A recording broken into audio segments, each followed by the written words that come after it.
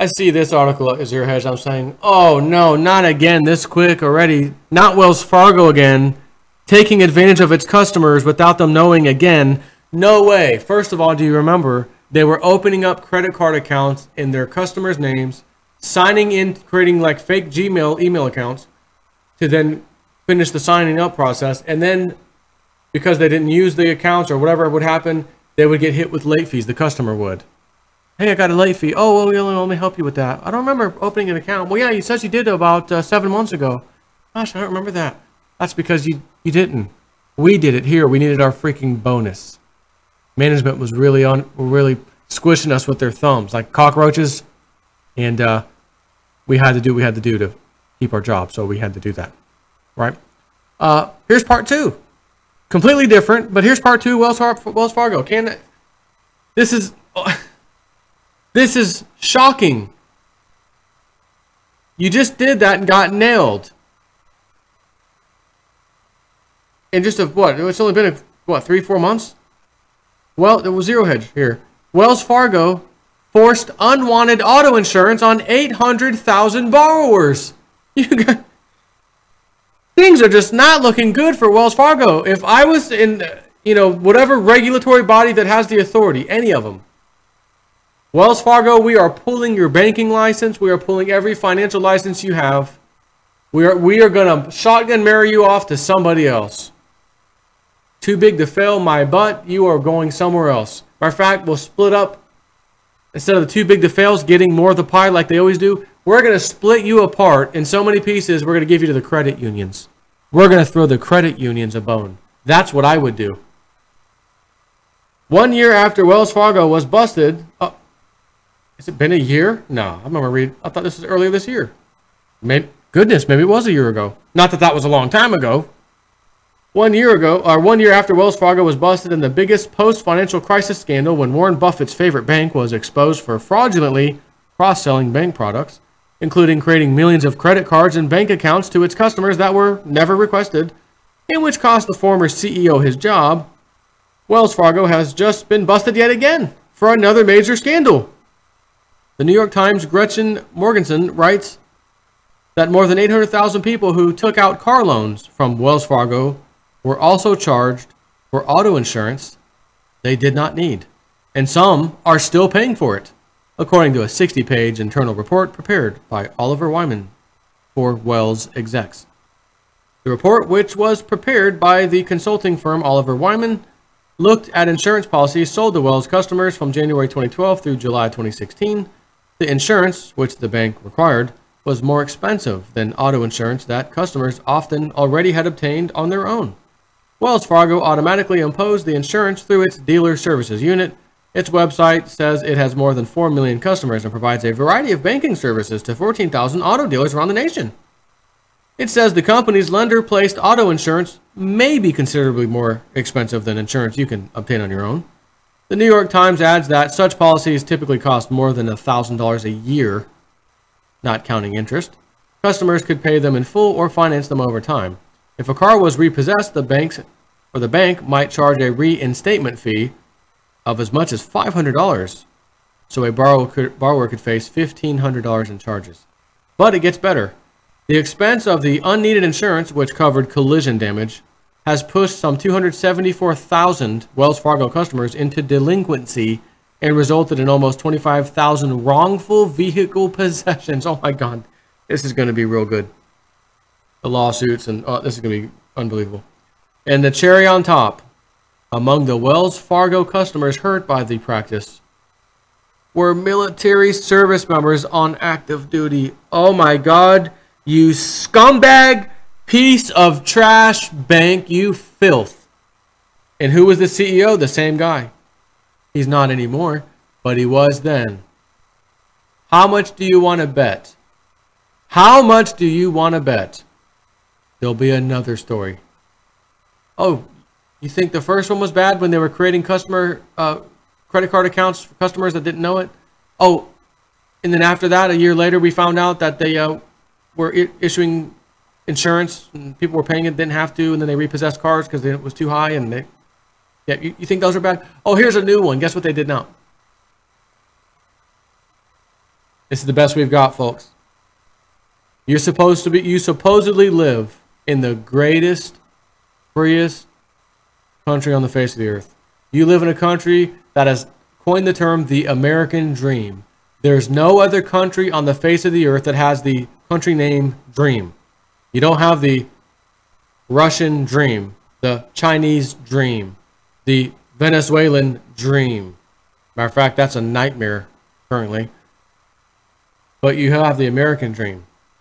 Does this sound like the kind of stuff that goes on in a country that has that one and only term that all other countries don't have and never will?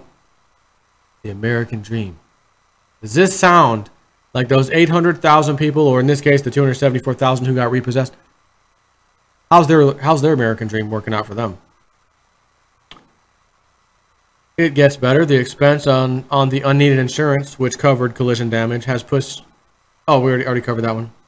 Again, the cherry on top among the Wells Fargo customers hurt by the practice were military service members who are on active duty. You guys are on active duty. You're out of the country. We're going to milk you dry while you're gone, keeping us free, as they say, fighting for our freedoms. Excuse me, you're in another country that didn't attack us, and that's another story. But I guess the bank doesn't care one way or the other. You can't see what we're doing. You're busy over there. Nail them. Nail those service members. Active duty. Nail them. I need my bonus. Nail them. Not even bothering to lie when asked about the revelations in the Wyman report, Wells officials confirmed that the improper insurance practices took place, but said the bank was determined to make customers whole. We'll fix it. Oh, now that you got caught. Just like the other ones. Oh, yep, we did create accounts and charge them fees for being late. We'll fix it. Fix it, Felix? What was that cartoon? That little animation? Wreck-It Ralph. Call in Fix It Felix with his hammer. In other words, oops, we were busted for doing almost the exact same thing a year ago, and we swore it would never happen again. But now that it has happened again, we will make everyone whole, we promise. National General Insurance underwrote the policies for Wells Fargo, which began to require the insurance on auto loans as early as 2006, according to the New York Times. The practice continued until the end of September. It was the end of September, the day my daddy died. And here is the punchline in the upcoming congressional hearings, where Pocahontas herself, Elizabeth Warren, will make sure more top-level execs will lose their jobs. For borrowers, delinquencies arose quickly because of the way the bank charged for the insurance.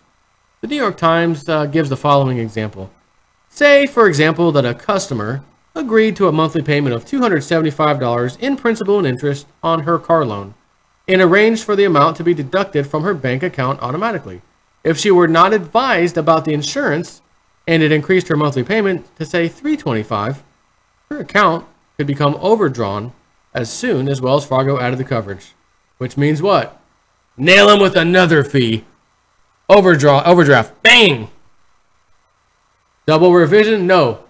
Double bangarang.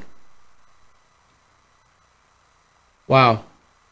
As a result, the report estimated that the bank owed $73 million to customers who were hurt as a result of this grossly fraudulent practice. So if this is fraud, what is the penalty for financial fraud? Elder financial exploitation? Financial crimes against the elderly? Elder? No, not elder. Oh, why did you add that word in there? Most criminal fraud offenses are considered felony crimes and are punishable by jail, fines, probation, or all of the above. Civil penalties may include restitution, paying the person back, or payment of substantial fines geared to punish the behavior. About that part that said all of the above. How about we see that for once, for crying out loud? The laws broken by Wells Fargo in this latest fiasco were were many, but the most notable one is that state insurance regulations required Wells Fargo to notify customers of the insurance before it was imposed, something the bank rarely did, according to the report. And almost 100,000 of the policies violated the disclosure requirement of 5 states: Arkansas, Michigan, Mississippi, Tennessee, and Washington. As for the reason why Wells stock will get pounded tomorrow, the report also found that borrowers sustained financial damages beyond the cost of the insurance. The harm is also included repossession costs, late fees, charges for insufficient funds, and damage to consumers' credit reports.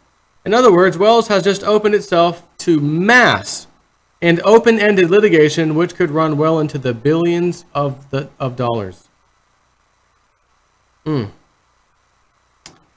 mechanics of the fraud. Here is how the process worked. When customers financed cars with Wells Fargo, the buyer's information would go to National General, which was supposed to check a database to see if the owner had insurance coverage.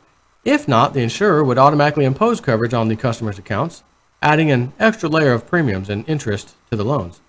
When customers who checked their bills saw the charges and notified Wells Fargo that they already had car insurance, the bank was supposed to cancel the insurance and credit the borrower with the amount that had been charged. In some cases, the bank did just that. In most cases, nobody noticed and the scheme continued. The Oliver Wyman report indicated that many customers appear not to have notified Wells Fargo of the redundant insurance. This may have been because their payments were deducted automatically from their bank accounts and they just did not spot the changes or the charges. According to a document on Wells Fargo website titled Understanding Your Auto Loan, the bank had strict rules about the order in which it would apply a customer's car payment to costs associated with the loan. First, to be deducted from a payment would be the interest owed on the car loan. Then the bank would deduct interest charged on the lender-placed insurance. The third deduction would be principal on the loan, followed by the amount of premium owed on the insurance. So hold on a second, hold on. Did I just read? Somebody tell me I'm lying in that I just read something completely wrong. Did I just read they're charging interest on the auto insurance that they provided? How the hell is that even legal? First to be deducted from a payment would be the interest owed on the car loan. Okay. Then the bank would deduct interest charged on the lender-placed insurance. Oh boy. The third deduction would be the principal on the loan, right? Because if you can't get the principal, we want to nail you with the interest rate, both of them, and then we go for the principal. Because if you can't cover all that, at least we got the interest payment, the second interest payment on the insurance, and then we're going to nail you for an overdraft fee or what have you. I read this the other day. I got to read it again. If the people ever allow the banks... I have to read it. I have to. Thomas Jefferson. If the American people ever allow private banks to control the issue of their currency, first by inflation, then by deflation, the banks and corporations that will grow up around them will deprive the people of all property including your car, until their children wake up homeless or carless on the continent their fathers conquered. I believe that banking institutions are more dangerous to our liberties than standing armies. The issuing power should be taken from the banks and restored to the people to whom it properly belongs. Back to the article. The payment structure had the effect of increasing the overall interest borrowers paid on their loans, the Oliver Wyman report noted, because fewer dollars went to reducing the principal outstanding. We take full responsibility for these errors and are deeply sorry for any harm we caused customers, said Jennifer Temple, who then tried to non-GAAP GAAP the bank's liability, saying the bank had determined only $570,000 of its customers may qualify for a refund, and that just 60,000 customers in the 5 states had not received complete disclosures before the insurance placement. Finally, she said the bank estimated the insurance may have contributed to 20,000 wrongful repossessions not 25,000. That excuse probably won't go over too smoothly in Congress. Why not? I mean, Congress, remember that thing I read you the other day? How $25 million a year or something, what is it? Spent on taxpayer money, Viagra for military personnel. So they should be able to easily see past this one if you ask me. Congress, oh, that's nothing. That's nothing, don't worry about it. Take care.